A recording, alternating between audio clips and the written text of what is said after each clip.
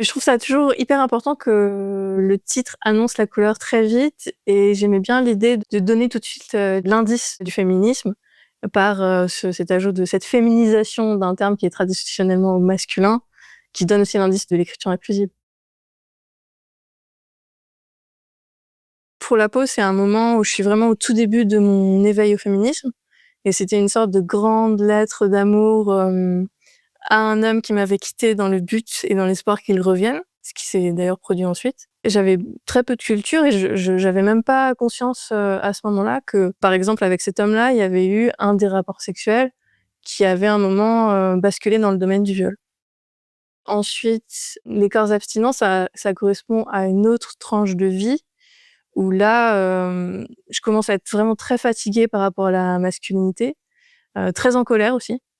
Et je commence à éprouver un début de grand dégoût et aussi, mélangé à de la peur et les corps abstinents, c'est une somme de témoignages de personnes qui n'ont plus de sexualité partagée, qui ne font plus l'amour, avec le mien inclus. Donc ça correspond à 5 années de ma vie où je me suis délibérément mise en retrait de toute vie sexuelle partagée. Ensuite, on arrive au moment où je fabrique homme. Ça correspond aux périodes de confinement et donc là, j'ai beaucoup de temps et je me mets à me cultiver à fond et là, il y a vraiment une accélération mais assez radicale de ma prise de conscience parce que j'écoute, tous les podcasts que je trouve, je lis beaucoup, je m'instruis vraiment énormément et il y a une grosse radicalisation. Je suis vraiment très, très, très en colère, complètement furieuse et en même temps, je poursuis quelque chose que je pense beaucoup de femmes ont opéré, avec MeToo, qui est une déconstruction des expériences qu'on a eues avec les hommes. Au moment où j'écris ce livre-là, vraiment, je reviens sur tout mon parcours affectif et sexuel et je fais un peu plein de bilans de toutes les expériences, positives et négatives.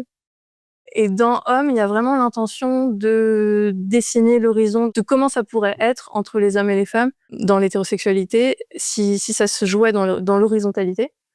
Et je m'inspire d'un homme, très pro-féministe que j'ai connu. Et ce qui est fou, c'est que je me rends compte de la hauteur du féminisme de cet homme-là en écrivant ce personnage inspiré de lui. Et j'ai cette espèce d'épiphanie qui est pourtant évidente que, ben, en fait, les relations ne sont bien qu'avec les hommes qui sont clairement du côté du féminisme. Entre-temps, je suis revenue à des relations avec quelques hommes et les 2 dernières relations étaient vraiment super, simples, très fluides, très joyeuses et à chaque fois, c'était des hommes extrêmement féministes et donc j'ai vraiment cette révélation que déjà, je m'intéresse plus du tout aux mêmes masculinités et que moi-même, je me comporte plus exactement pareil. C'est-à-dire qu'à ce moment-là, j'ai complètement cessé de me minorer. Et après Premier amour, il y a l'idée de transmettre cette espèce de secret, de l'univers auquel j'ai enfin accédé après beaucoup de temps et il y a l'idée de faire un essai, qui reviendrait comme ça sur mon cheminement, personnel, affectif et sexuel.